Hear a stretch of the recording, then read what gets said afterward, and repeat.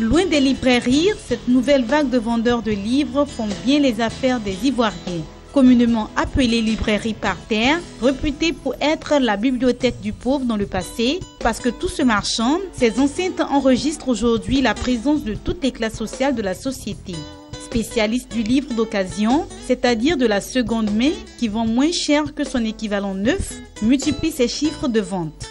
Celui-ci revend des livres rares ou précieux, soit qui n'aient pas été réédités, soit que l'exemplaire présente une particularité qui lui donne de la valeur. Les librairies par terre mettent à la disposition des clients des fournitures à moindre coût.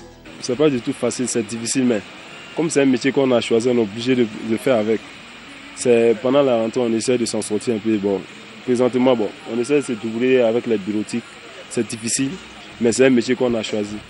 À Djamé-Renol, dans l'une des communes de la capitale économique de la Côte d'Ivoire, les gérants des boutiques sont tous assis derrière leur comptoir. Pas d'affluence, surtout chez ces libraires où en cette période, il est difficile de vendre. L'année scolaire tirant à sa fin, vendre des fournitures scolaires devient de plus en plus difficile pour ces derniers. Pour pouvoir s'en sortir, en plus des fournitures scolaires, ils proposent des fournitures de bureau. C'est le livre de primaire, on vend beaucoup plus que les enfants gardent beaucoup de livres.